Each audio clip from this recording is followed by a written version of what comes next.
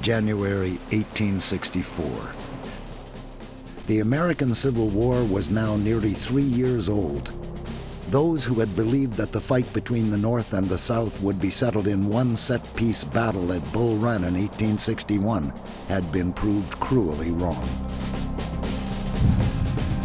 For the North, there was frustration, for the tide of the war had turned, yet no decisive victory or breakthrough could be achieved. But for the South, there was desperation. A muster showed that only 278,000 of its 465,000 enlisted soldiers were actually available to fight. The rest were sick or wounded. In an attempt to shore up its dwindling manpower, the South extended the draft to include 17 to 50-year-olds, a move that increased the opposition to the already unpopular government of Jefferson Davis. Hyperinflation and shortages bit deep as the South grew ever more dependent on the blockade runners at sea. For all this, the war seemed to be at a stalemate, and still it dragged on.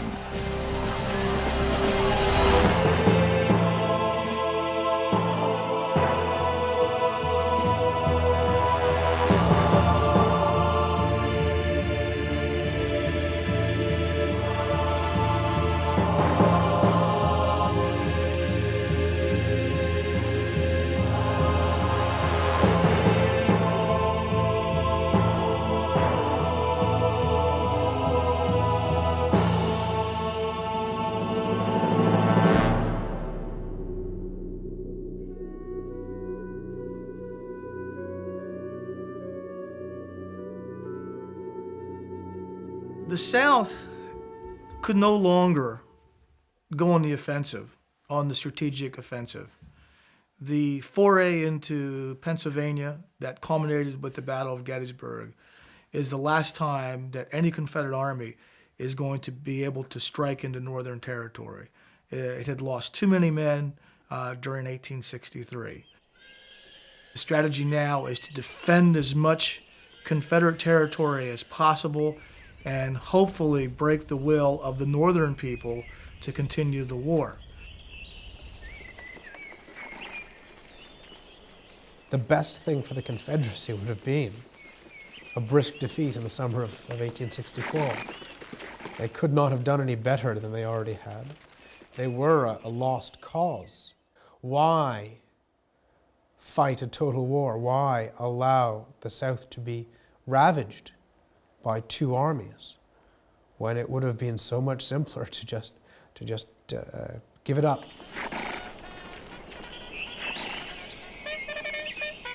The early weeks of 1864 did little to convince anyone that there were quick military solutions or that any general, Confederate or Federal, was about to put forward a new strategy to speed the end of the war.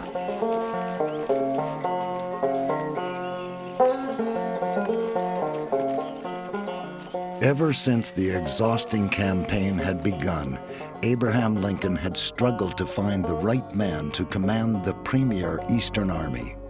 McClellan, Burnside, Hooker, all had come and gone.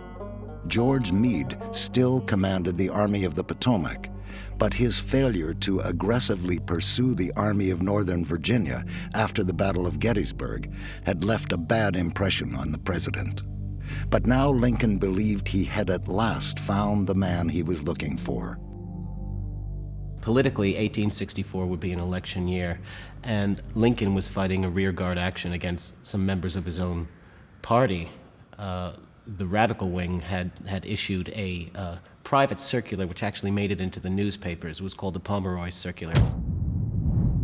And in this published argument, they said their belief was that Lincoln could not be reelected. He was unelectable again, and they'd have to search for another candidate.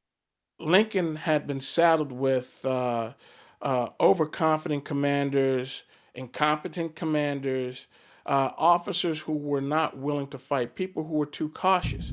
And he was promoting generals to general-in-chief or generals in charge of the Army of the Potomac who were facing a very crafty adversary, General Robert E. Lee.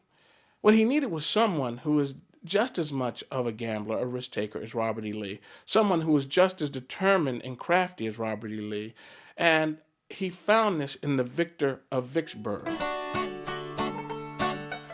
Ulysses S. Grant, to this point in the war, had been the most successful field commander that the North had. His victories early on at Forts Henry and Donelson, his victory at Shiloh, his magnificent victory at Vicksburg, his ability to come into Chattanooga and to counterattack and break the siege of Chattanooga and send the Confederate Army of Tennessee away in defeat. All of these things were feathers in Ulysses Grant's cap. Lincoln liked him because he said that this man fights. General Ulysses S. Grant was promoted lieutenant general and given overall command of federal forces in March 1864. Meade retained his position as commander of the Army of the Potomac, while Philip H. Sheridan went east with Grant and took over command of its cavalry.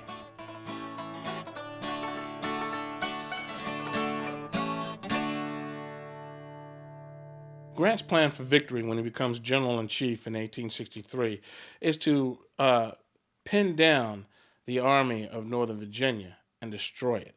He believed that the one way to win the war was to seek out and destroy his enemy and that enemy's will to fight. So he was willing to fight an all-out war, a total war. In his strategy, he vows that if Lee decides to split his army and attempt any flanking movements, then he'll follow that army. He's going to seek out and destroy him. The main attack on the Army of Northern Virginia came in May at a place that had already won a gruesome reputation during the fighting that had occurred only 1 year earlier. This was the dense forest known as the Wilderness near the old battlefield of Chancellorsville.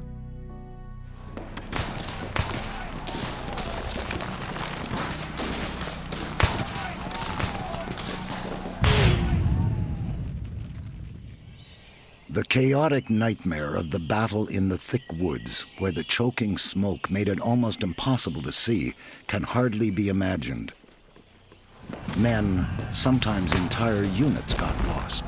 Some fired upon their own troops in the confusion. The soldiers of the North and South fired at each other from point-blank range, and some men were literally cut in two by the hail of bullets. If this hell on earth were not enough, the dry tinder of the forest was set alight, and many wounded men, unable to move in the brush, were burnt alive by the flames.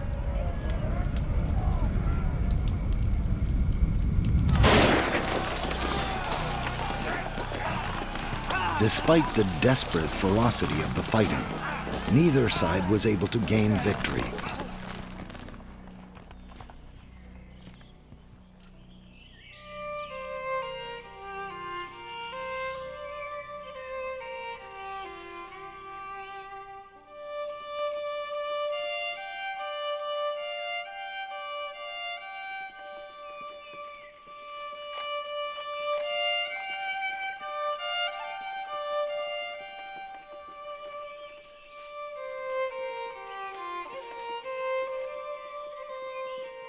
Lee was not beaten, nor was he outflanked. And after a 2-day struggle, 28,000 dead or wounded men lay on the battlefield.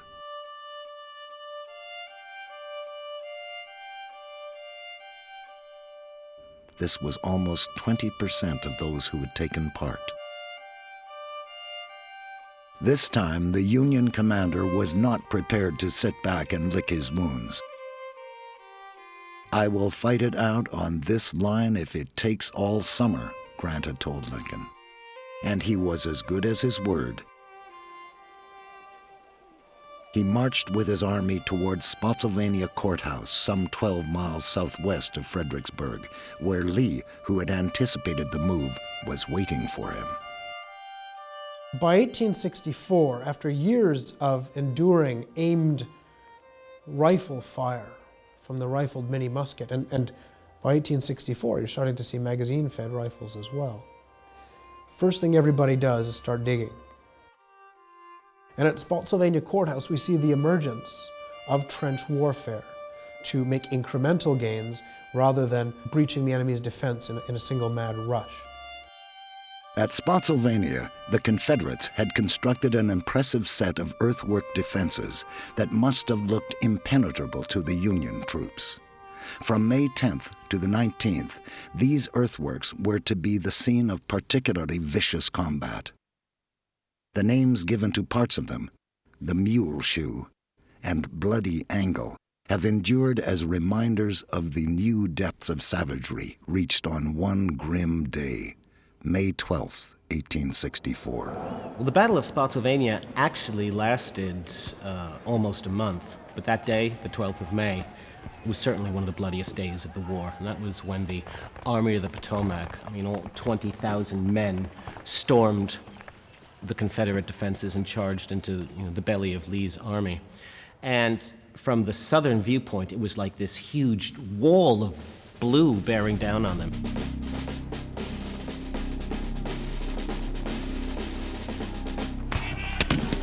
It was 20 hours of close fighting, really ugly hand-to-hand combat.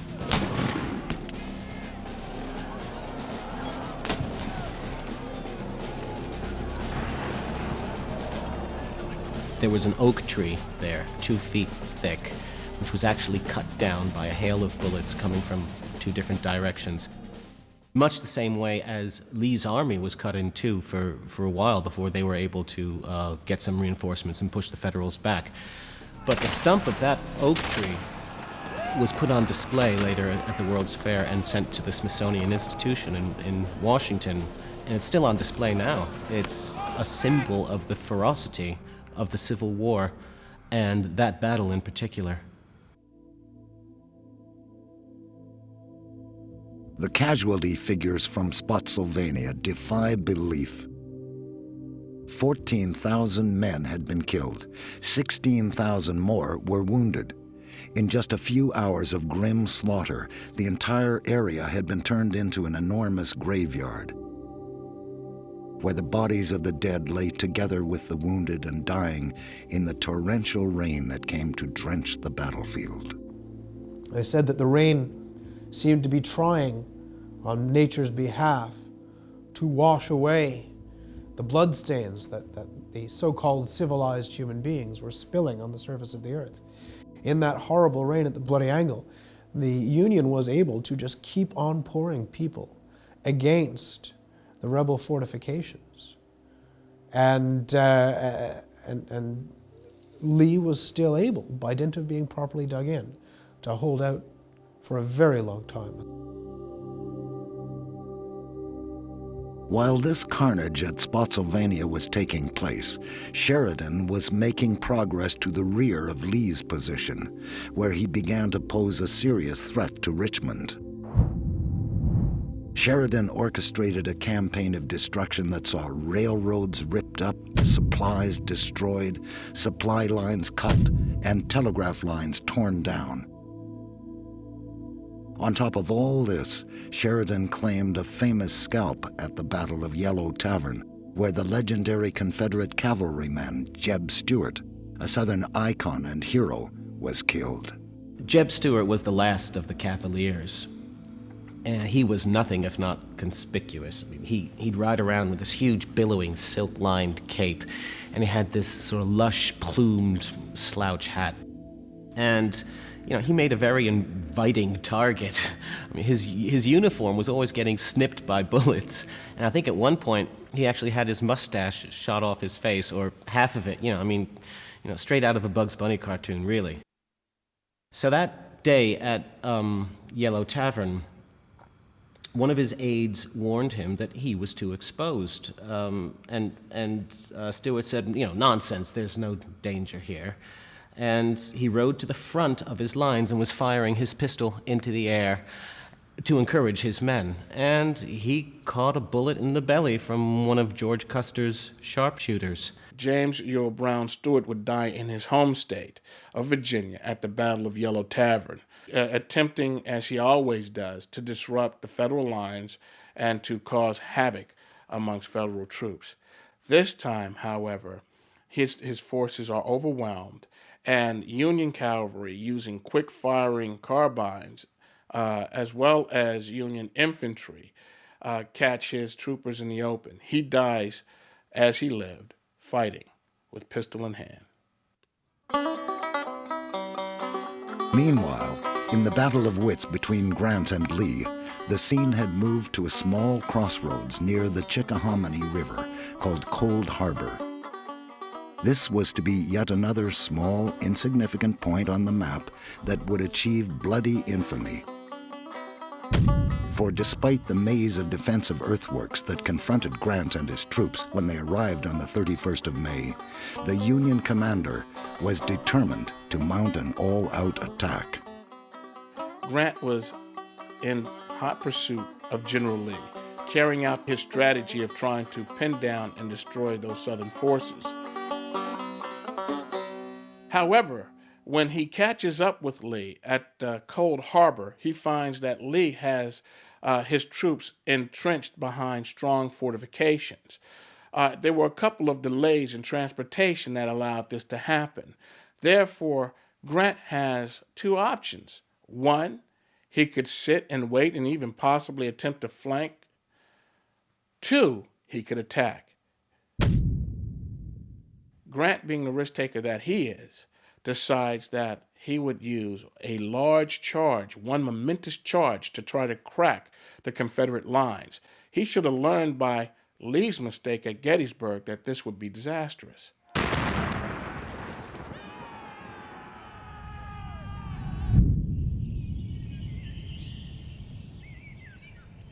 At 4:30 a.m. on June 2nd, 60,000 men began their fateful march towards the Confederate positions. They get up out of the trenches. They go over the top, in the phrase of a later war, and they attack the rebel trench system. And the rebels just cut them to pieces. It's a good thing that Sam Grant can outspend Bobby Lee in human material, because at Cold Harbor, Grant does exactly that. Men were cut to pieces by the hail of Southern shot and shell, and they fell in tangled heaps as they tried to storm the Confederate defenses. Hardened veterans later claimed to have seen nothing like it, even on the killing grounds of Antietam, Fredericksburg, Gettysburg, and Spotsylvania.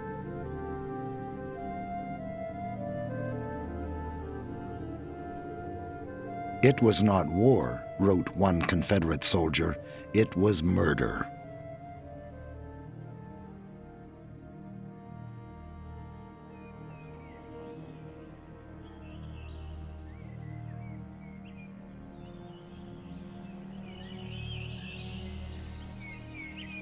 Nothing was gained by the Union assaults.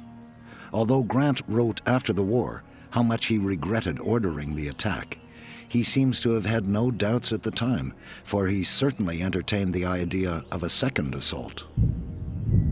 Cold Harbor did a great deal of damage to Grant's reputation, and further fueled the Northern public's sense of war weariness and anger at the way the war was being prosecuted. But the Union commander was nothing if not determined. He redeemed himself within days of the Cold Harbor debacle with a brilliant tactical maneuver across the James River that convinced Lee that the Federal forces were intending to attack Richmond. In fact, Grant's real objective was Petersburg, a town and vital rail junction that lay to the south of Richmond, and the place from where the Confederate capital received many of its supplies. Grant's plan was obvious: capture Petersburg, cut off supplies to Richmond, and starve it into surrender. Petersburg was almost completely undefended. I think there were like 5,000 of Beauregard's men holding out against a Federal assault, 3 times as large. And Beauregard had actually sent a messenger to Lee pleading for reinforcements, and Lee refused. He said, "No, you must be mistaken. Grant hasn't moved any of his forces south of the James River." So Petersburg really was there for the taking, and the North blew it. Perhaps because the recent memory of the failed assaults at Cold Harbor was still in the minds of the Union commanders, they failed to use their overwhelming numerical superiority to punch through the Confederate defenses. And what happened is Lee is able to get his soldiers in to the Petersburg defenses, which were already well constructed. Trench lines, strong points, abattis, other sorts of obstacles. He was able to get his troops behind those defenses while the rest of the Army of the Potomac comes up. And by the time Lee gets his army in there, the Army of Northern Virginia, combined with Beauregard's forces, will prove to be a formidable force. Grant will realize that I'm going to have to settle down to a siege once again. Petersburg, poorly defended and ripe for the taking, trembled in anticipation of a huge Northern attack. But it never came, and a glaring opportunity to shorten the war was lost.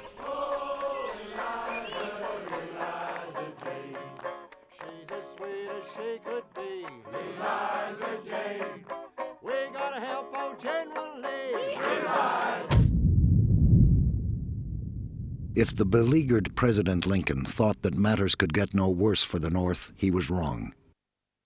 Within weeks, Confederate forces under General Jubal A. Early, who was detached from the Army of Northern Virginia, had crossed the Potomac to stand on Washington's very doorstep.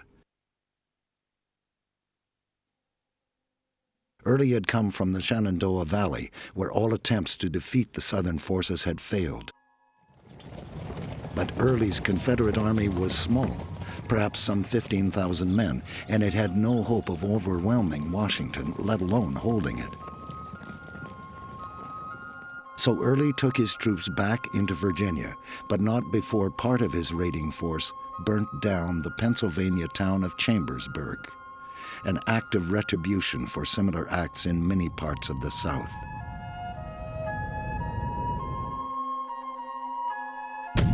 At the siege of Petersburg, there came a new development, the brainchild of one of Ambrose Burnside's officers.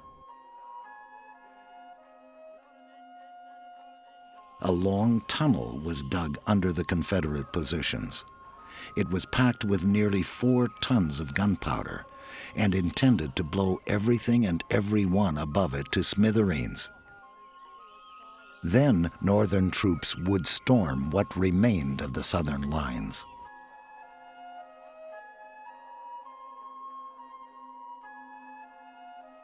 On July 30th, the enormous explosion tore the Confederate lines apart, spewing earth, debris, and human bodies into the air. There was panic and confusion among the surviving Southern troops as they surveyed the huge crater left by the blast.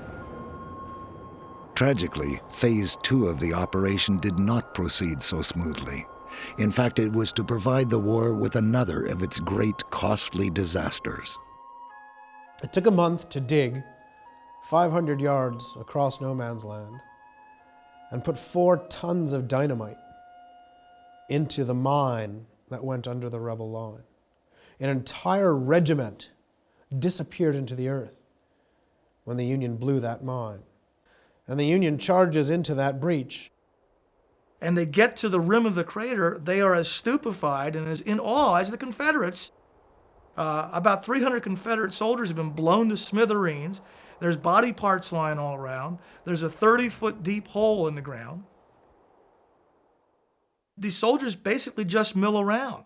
Some of them are foolish enough to actually go down inside the crater. The hole blasted by the Union miners is just wide enough to pack a whole lot of Union guys into and pack them into a killing ground. And they were massacred by the rebel forces to either flank. They were massacred by rebel artillery in depth. And the result was that they'd blown physically a big hole in the rebel line, but It was a matter of minutes, really, for rebel soldiers to dig a new line of trenches around the edge of that mine at Petersburg. And there was a physical hole in the rebel line, but the rebel defense was not disrupted. The unremitting bad news for the Union in the first half of 1864 had hardly helped President Lincoln's chances of re-election. Lincoln himself expected to lose, and the election campaign was given an edge when the Democrats announced their nominee. He was none other than George B. McClellan, the man who had once commanded the Army of the Potomac and who had been dismissed by Lincoln. McClellan, it seemed, was back to have his revenge. With the odds stacked against him, only final victory in the field would help Lincoln's campaign.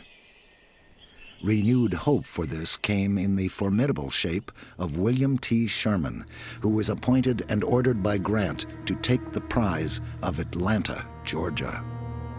The rebel army can do the math as well as anybody else. They look at a map and they see that Chattanooga to Atlanta, which was the industrial heartland, if there was one, of the Confederacy, was 100 miles, about the same distance as Washington to Richmond. And they'd spent the whole war bashing their heads against the problem of getting to Richmond, because that was the political heart of the Confederacy. Well, why not just go from Chattanooga to Richmond, the industrial heart of the Confederacy, win the war that way? So while Grant, as General-in-Chief, is personally commanding the army in the politically sensitive East, Sherman is going for Atlanta from the West. Sherman, in his total war strategy, did something that many soldiers or many generals at this time were afraid to do. He would cut away from his supply base so that he wouldn't have soldiers stretched out for long distances, so he wouldn't be reliant on supplies so far away that could be possibly cut off by Confederate cavalry. Allow his army to live on the land and move as needed. It gave him a lot of freedom.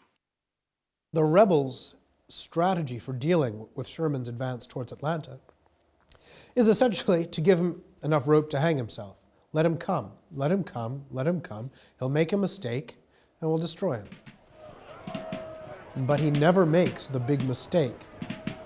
And by the time they realize that, there is William Tecumseh Sherman, and he's standing outside Atlanta. In the city of Atlanta itself, there was utter panic, and its citizens, desperate to escape from the oncoming Union Army, soon crowded the roads that led out of the city. In a last throw of the dice, Jefferson Davis decided on a new commander for the defending Southern Army, replacing General Joe Johnson with the 31-year-old, one-legged John Bell Hood. Despite having lost the use of an arm at Gettysburg, Hood was patently unsuited to high command. His attempts to halt Sherman's advance ended in bloody and very costly defeats. Union shells soon began to fall on Atlanta, a bombardment that was maintained with ruthless efficiency by Sherman, despite Hood's protests that innocent civilians were in harm's way. On September 1st, 1864, Atlanta fell. Sherman recognizes that in modern industrial war, the idea that a citizen is non-combatant, even though he works in a factory making artillery rounds, or making wagons to haul the artillery rounds, or dealing in horses to pull the wagons to carry the artillery rounds, the citizens of Atlanta could not be viewed as non-combatants in a modern industrial war. And therefore, Sherman had to destroy Atlanta. And when Mayor Calhoun of Atlanta pleaded with Sherman, don't destroy our city, Sherman replied in the famous phrase, "War is cruelty and you cannot refine it." It often translated just as war is hell. "Atlanta is ours and fairly won," wrote Sherman to a relieved Lincoln. While the North rejoiced, the Federal Army put the city to the torch. Only churches and some private residences were spared. Abraham Lincoln's presidential prospects rose phoenix-like from the ashes of Atlanta. The tide was turning. Now it was the South receiving all the bad news. Hard on the heels of the fall of Mobile Bay and Atlanta came word of events in the Shenandoah Valley, where Grant had entrusted to Philip Sheridan the task of finally clearing the valley of Confederates. The pugnacious, ruthless cavalryman had once again gone about his task with gusto. The whole country, from the Blue Ridge to the North Mountains, has been made untenable for a rebel army. I have destroyed over 2,000 barns filled with wheat and hay, and 70 mills, driven 4,000 head of stock before the army, and killed 3,000 sheep. When I am through, the valley will have but little in it for man or beast. At Cedar Creek on October 19th, General Early attacked Sheridan's army as it slept, achieving a significant advantage. But the diminutive Union commander somehow rallied his troops and drove the Confederates from the field. 3,000 Southern troops were lost in this final attempt to keep the Shenandoah Valley open to the Confederacy. When you think about it, it's quite remarkable that the presidential election of 1864 ever took place at all. The country's in the midst of a civil war, a bloody civil war, and now you're going to hold a free election in one section of the country. But that was what made the Republic great at that time. The election of 1864 was basically a referendum on two things: the continuation of the war to the final surrender of the Confederacy, and it was a referendum on emancipation. The war lasted longer than a lot of people had expected. You had peace Democrats calling for peace. There was war weariness throughout the North. However, it sets a precedence because Americans, though they may have disagreed with Lincoln, were not ready to change horses in the middle of the stream, especially if this horse was victorious. And when Sherman was able to capture Atlanta, which is the gem of the South, it was just one more victory, one more star on Lincoln's shoulder. And so American people thought, if we are going to win the war, and if this president is winning the war, well, maybe we should stay with him. On November 8, 1864, Abraham Lincoln was re-elected as president. It was a remarkable personal triumph for Lincoln, and another humiliation for McClellan, who had carried only 3 states: Kentucky, Delaware, and New Jersey. With 54% of the popular vote, Lincoln had his mandate from the country, and McClellan, who was particularly graceless in defeat, hurried off to Europe, cursing his opponent and the result. Most gratifying for Lincoln must have been the results of the vote from the Army. 78% of serving soldiers had voted Republican. Had Lincoln lost and McClellan won, the South may have gained its independence, and the North may have had to go to war again with the Southern Confederacy in an attempt to reunify. Slavery would have lasted a lot longer, or the United States may have just remained split in half, one the U.S., other the CSA. But with the re-election of Lincoln, the North pursued reunification and was successful in bringing the Southern states back into the fold. With the political uncertainty behind him, Lincoln was once again able to turn his full attention to military matters. He now had formidable commanders to steer the North to victory. Grant, Sherman, and Sheridan had all proved themselves ready, willing, and able to bring the South to its knees. All had made costly mistakes, but had also won vital victories. And Lincoln knew that these were the men upon whom he must rely to finally defeat the Confederacy. Sherman, like Sheridan, a most ruthless advocate of total war, begged to be allowed to take his army through Georgia towards Savannah before turning north through the Carolinas and into Virginia. "I intend to make Georgia howl," promised Sherman, not noted for going back on his word. And so, in mid-November 1864, Sherman's army of 62,000 men in two vast columns set off on its 300-mile march towards Savannah and the sea. They burned, destroyed, plundered, and pillaged as they went.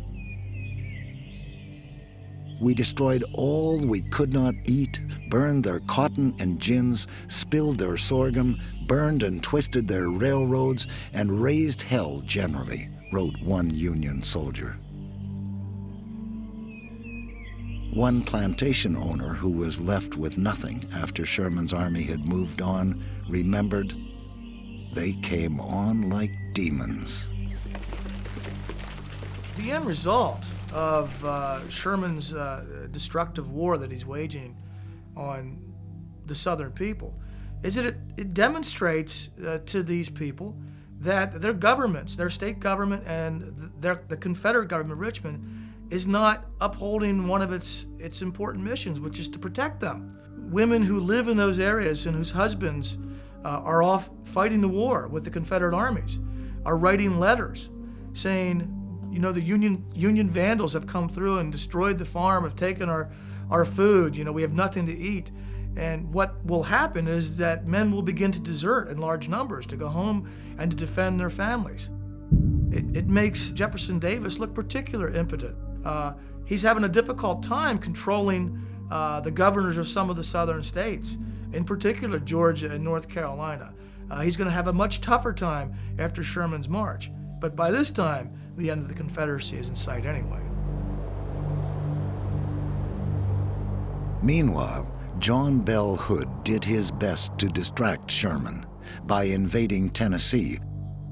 The Union commander ignored him, and in any case only had to wait until November 30th, when Hood came to grief at Franklin at the hands of George Thomas's Union force.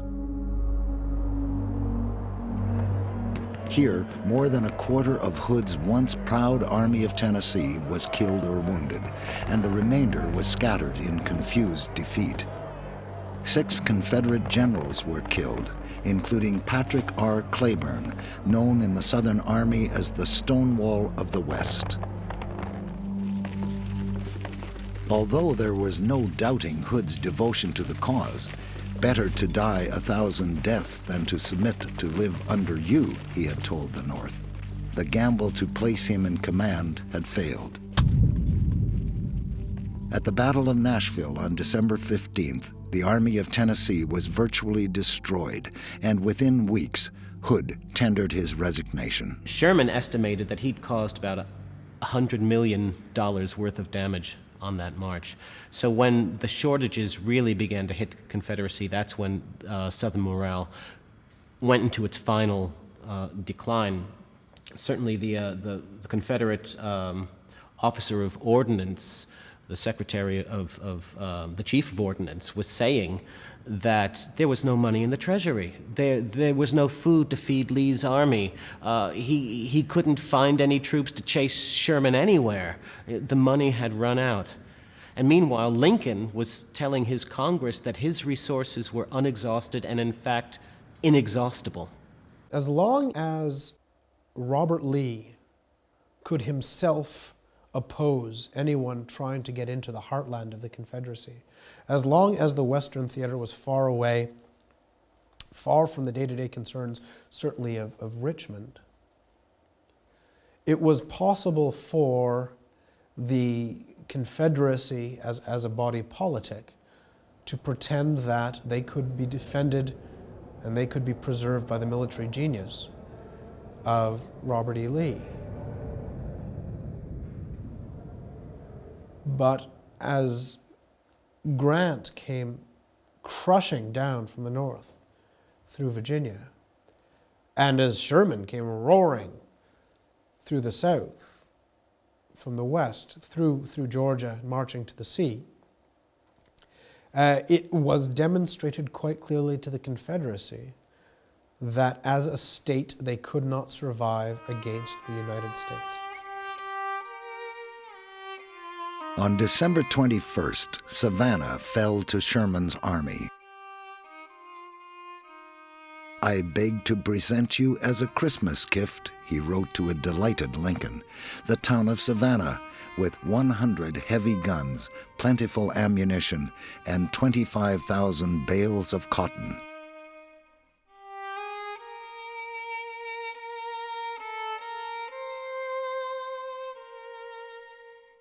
The new year of 1865 brought little prospect of relief, let alone victory, for the South.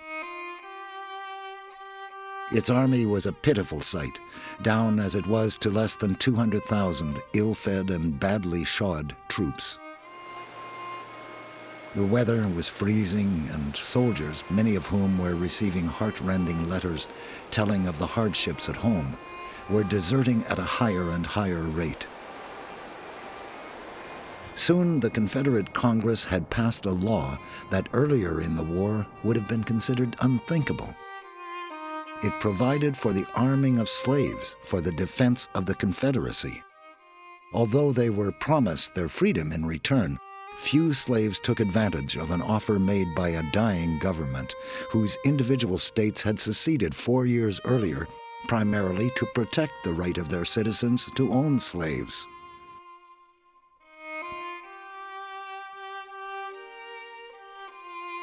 Sherman continued to cut a swathe through southern lands. Columbia, South Carolina's capital, all but disappeared in flames, but the Northern general was untroubled by any qualms or doubts about his actions. "I never shed any tears over it," he said afterwards. "I believe it hastened what we all fought for, the end of the war." In South Carolina, the men take particular glee in destroying the infrastructure of that state. After all, in their minds, South Carolina was the state that started the Civil War. They were the first state to secede from the Union. That is where Fort Sumter was located, and Fort Sumter was fired upon by Confederate forces. Consequently, when Union forces entered the state capital of Columbia, South Carolina, it's destroyed with particular wantonness. Fires rage for days in that city. A lot of civilian property is intentionally destroyed. And then Sherman's troops continue their march northward. In February, Charleston joined the growing list of southern cities that had fallen before Sherman's army. Although retreating Confederates burned some cotton stores and military installations, Charleston was spared the wide-scale destruction that Columbia had suffered.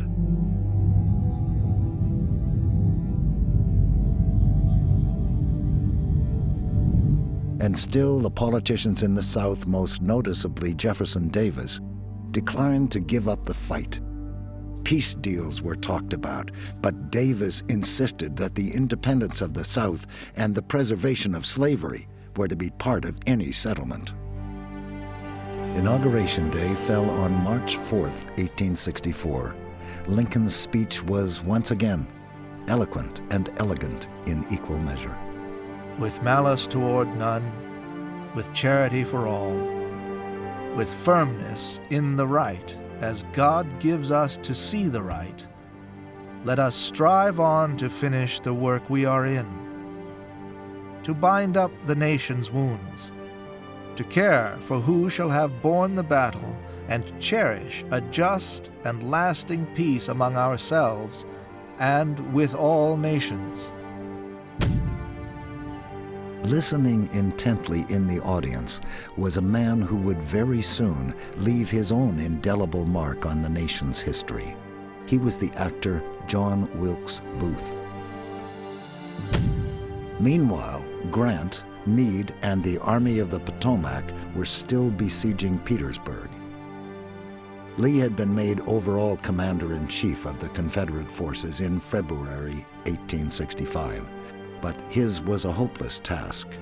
The ragtag Southern Army that defended Petersburg and Richmond numbered less than 30,000 men. Food and ammunition were running out fast, and Grant had the bit between his teeth. Sheridan was dispatched to cut off Lee's supply lines to the southwest, and the Confederate leader realized that soon he would be trapped. Somehow, on April 2nd, he managed to withdraw his army and head west. In Petersburg, before the Union troops broke through Confederate lines, Lee was left with a few die-hard soldiers. Desertion, starvation had taken their toll on Lee's army. And so he had approximately 35,000 troops left. Once the Union soldiers had broken through, captured Petersburg, captured Richmond, the various groups of soldiers retreated, and Lee hoped that they could reunite at Amelia Courthouse and then attempt to march to Danville, where they could cross over into North Carolina and hook up with General Joe Johnson. But what happens is he ends up fighting a series of running battles with Union troops, and his path is blocked at near Appomattox Court House by cavalry troopers under General Phil Sheridan.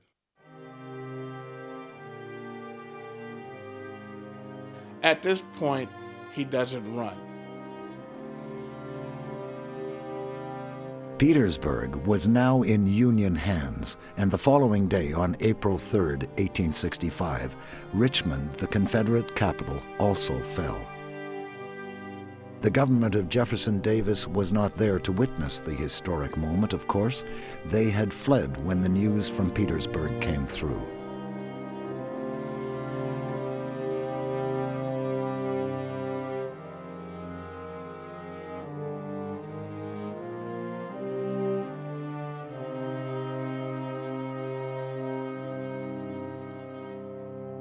Fires intentionally started by fleeing Confederates that were meant to deny Union troops the spoils of war soon spread.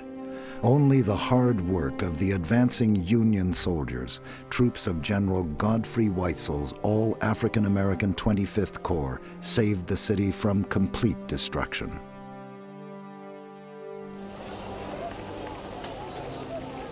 On April 4th, Lincoln himself was able to walk through the ruined streets of the capital of the Confederacy. For a while, a troop of African-American cavalrymen accompanied him. A powerful, if unwitting, symbol of what Northern victory meant to the Southern slave population. Lee and his army marched west towards the mountains of Virginia with Grant in hot pursuit. There was more bloodshed at Sailor's Creek on the 6th of April, where more than 8,000 Confederates were taken prisoner. By Palm Sunday, April 9th, the tiny Southern army was completely surrounded, and Lee realized the end was near. "There is nothing for me to do but go and see General Grant, and I would rather die 1,000 deaths," said Lee to his subordinates.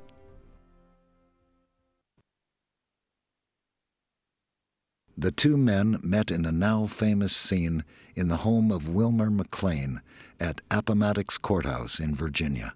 Many Americans believe to this day that when Robert E. Lee's Army of Northern Virginia surrendered at the tiny hamlet of Appomattox Court House in Appomattox County, Virginia, that the Civil War was over. It wasn't. It was the surrender of one Confederate army. There were still several Confederate armies still in the field, still in active hostilities against United States forces. But I think it becomes symbolic. This was the premier Eastern Confederate Army surrendering to the premier Eastern Union Army. And it was only a matter of time after the Army of Northern Virginia surrendered that the other armies would follow suit. Union soldiers have been instructed not to gloat, but to treat their adversaries with the reverence that they deserved. These soldiers had fought the hard fight, fought the hard battle. They had starved and bled for years. And what was left fighting with Lee was a battle-hardened group of men. So when they marched into the courthouse, there weren't many people there. What was left were the slaves who were watching as these Confederate veterans marched up the road preparing to surrender. The terms that General Grant gave to General Lee were very favorable to the Confederates. He basically said that I'm going to parole you all, and you are going to go home to your families and promise not to take arms against the United States again. And as long as you remain lawful citizens, that the U.S. government's not going to bother you. Grant asked Lee if he had any requests, and Lee thought about it and said, yes, he had one. Most of his men had come to the war with their own farm animals, horses and mules and the like. Could they return to their farms with these animals for the spring plowing? And Grant said yes, and Lee was very grateful, thought that that would do a lot to conciliate his men towards the new situation. What Grant is doing by giving them their horses back is saying, we are not going to treat you as the Romans treat Carthage. We will not sow your fields with salt. As part of the nation building that must go along with a Union victory, you will be allowed to have your economy back as well. So the rebels' surrender and the terms which Grant offers are tremendously rich in cultural symbolism. Grant offers the rebels their honor and their economy back in return for surrendering.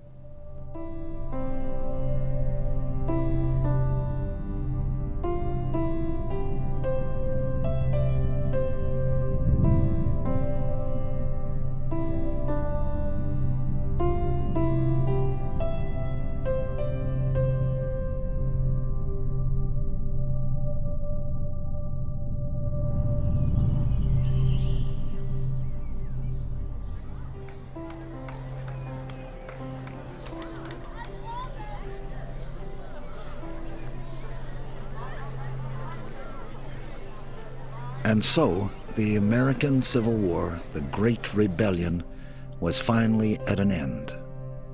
Lee was dignified and courteous in defeat, Grant and Sherman magnanimous and reasonable in victory.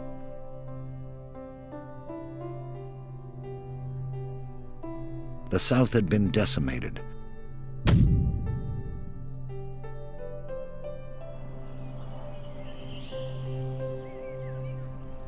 More than 250,000 of its menfolk lay in graves. Its economy was ruined, its countryside laid waste, and many of its towns and cities razed to the ground.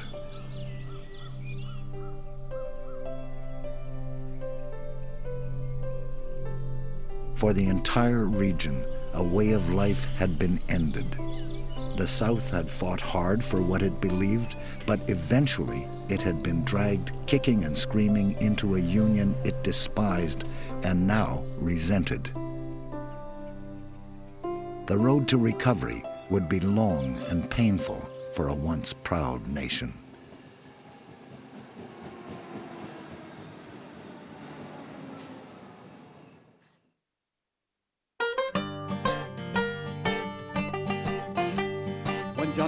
The celebrations in the North were long and loud, but they were surely born more of relief than jubilation. Lincoln was determined to begin the process of binding the nation's wounds, but there was still one more act in the tragedy of the war to be played out. On April 14th, the president visited Ford's Theater in Washington to see a production of the play My American Cousin. During the performance, a shot from a Derringer pistol rang out, and amid the screams, the President of the United States lay dying from a wound to the head.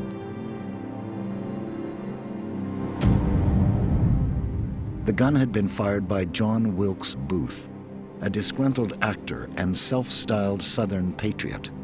The man who had only the previous month listened to Lincoln's inauguration speech and who had determined that the architect of the South's defeat must die.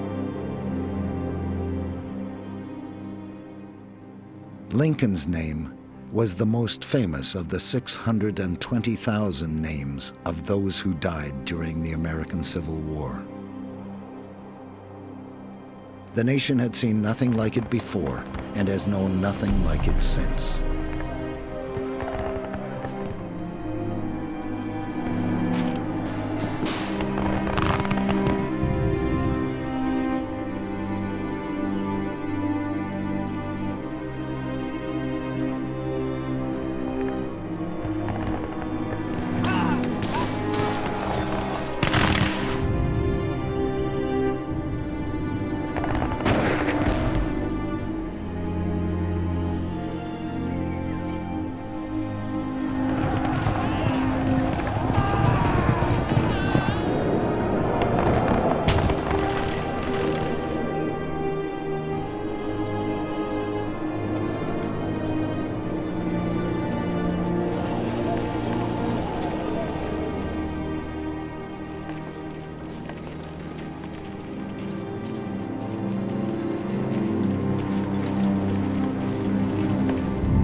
Many wars against foreign foes have been fought in places all across the globe. Each has its own place in the pantheon of U.S. history and in the hearts of the American people. But none, perhaps, has left scars like that conflict in the far-off 19th century, when American fought American in a bitter struggle for the soul of a nation.